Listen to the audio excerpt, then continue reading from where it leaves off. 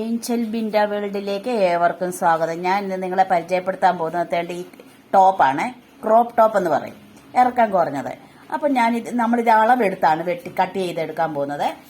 അപ്പം നമ്മൾ അളവെടുക്കുമ്പോൾ ആദ്യം തന്നെ കൈയുടെ ഇറക്കമാണ് എടുക്കുന്നത്. കൈയുടെ ഇറക്കം എടുത്ത് കൈയുടെ വണ്ണം എടുക്കും. എന്നിട്ട് നമ്മൾ കൈകൾ അങ്ങ് വെട്ടി മാറ്റും. ഞാൻ അതിന്റെ കൈകൾ വെട്ടി മാറ്റി എടുത്തിട്ടുണ്ടേ. കൈകളെടുത്ത് വെട്ടി മാറ്റിയിട്ടാണ്. പിന്നെ എന്താ എടുക്കണമെന്നറിയാമോ? നമ്മൾ ഇതിന്റെ വണ്ണവും ഇറക്കവുമാണ് എടുക്കുന്നത്. അപ്പൊ നമ്മൾ എപ്പോഴും ഇതിന്റെ ഇറക്കം എടുക്കുമ്പോൾ ഇതിനേക്കാളും 1 ഇഞ്ച് കൂട്ടി എടുക്കാവുള്ളൂ. മുകളിലത്തെ തയ്യലിനും താഴത്തെ തയ്യലിനും വേണ്ടിയിട്ട് 1 ഇഞ്ച് കൂട്ടി എടുക്കാവുള്ളൂ. പിന്നെ വണ്ണം എടുക്കുന്നതെന്ന് പറഞ്ഞാൽ നമ്മൾ ഈ കൈക്കുഴി ഉള്ളത്, ഈ കൈക്കുഴിയിൽ നിന്ന് ഈ കൈക്കുഴി വരെയുള്ള വണ്ണം എടുക്കണം. വണ്ണം എടുത്തപ്പോൾ നമുക്ക് 18 കിട്ടിയെന്ന് വിചാരിച്ചോ. ഈ 18-നേക്കാളും 1 ഇഞ്ച് അപ്പുറത്തും 1 ഇഞ്ച് ഇപ്പുറത്തും ഇട്ടാണ് നമ്മൾ ഈ വണ്ണം എടുക്കേണ്ടത്. ഇപ്പം 1 ഇഞ്ച് ഇങ്ങോട്ട് ഇട്ടു, 1 ഇഞ്ച് ഇങ്ങോട്ട് ഇട്ട്, 1 ഇഞ്ച് ഇങ്ങോട്ട് ഇടുമ്പോൾ നമുക്ക് 20 കിട്ടുമല്ലോ. അങ്ങനെയാണ് എന്റെ വണ്ണം എടുക്കേണ്ടത്. അപ്പൊ പിന്നെ നമ്മൾ ഈ സൈഡ് അടിഭാഗത്തെ വണ്ണം എടുക്കുമ്പോഴും ഞാനിപ്പോ 16 കിട്ടിയത്. നമ്മൾ 1 ഇഞ്ച് കൂട്ടി എടുക്കണം. ഓരോ ഇഞ്ച്, 1 ഇഞ്ച് അപ്പുറത്തും 1 ഇഞ്ച് ഇങ്ങപ്പുറത്തും, അങ്ങനെയാണ്. അപ്പൊ ഞാൻ കൈ വെട്ടിയെന്ന് പറഞ്ഞില്ലേ. പിന്നെ ഞാൻ എന്റെ ഫ്രണ്ട് പീസ് വെട്ടിയിട്ടിട്ടുണ്ട്, കട്ട് ചെയ്തിട്ടിട്ടുണ്ട്.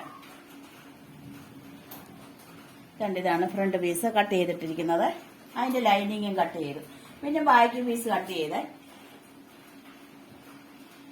ഇതാണ് ബാക്ക് പീസ്. പിന്നാണ് ഇതിന്റെ നടുഭാഗം ഓപ്പൺ ആക്കിയിട്ടിട്ടുണ്ട്. എന്താന്ന് വെച്ചാല് നമുക്ക് സിബ് പിടിപ്പിക്കാനുള്ളതാണ്.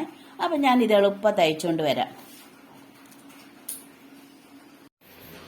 പിന്നെ ഇനി ഞാൻ പറഞ്ഞു തരാൻ പോകുന്നത്, നമ്മൾ ഈ ബ്ലൗസ് തയ്ച്ച് കട്ട് ചെയ്തെടുക്കുമ്പോഴേ ഈ ഡിസൈൻ ഉണ്ടല്ലോ, ഈ ഡിസൈൻ ശ്രദ്ധിക്കണം.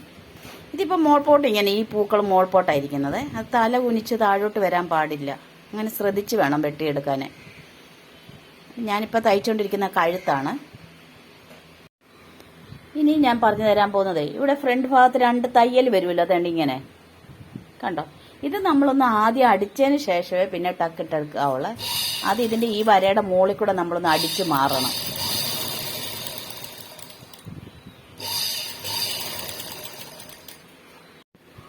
നമ്മൾ ഒരു തയ്യൽ തയ്ച്ചേ.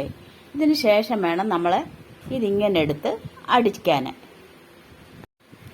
അങ്ങനെ അടിച്ചതിന് ശേഷം നമ്മളിത് അടിക്കുവേ. കണ്ടോ. അതിനുശേഷം ഇങ്ങനെ അടിച്ചേ. അതെന്താണെന്ന് ചോദിച്ചാൽ നമുക്ക് ഈ വളവുണ്ടല്ലോ, ഈ വളവ് നല്ല ഭംഗിയായിട്ട് നമുക്ക് കിട്ടും. അങ്ങനെ ഒരു അടി അടിച്ചതിന് ശേഷം പിന്നെ ഇങ്ങനെ തയ്ക്കുമ്പോൾ, അതിനാണ് അങ്ങനെ തയ്ക്കുന്നത്. അപ്പോൾ തന്നെ നമ്മൾ ഈ ടോപ്പ് തയ്ച്ച് കഴിഞ്ഞ് അല്ല ഇത്ര ഇറക്കേ ഉള്ളൂ.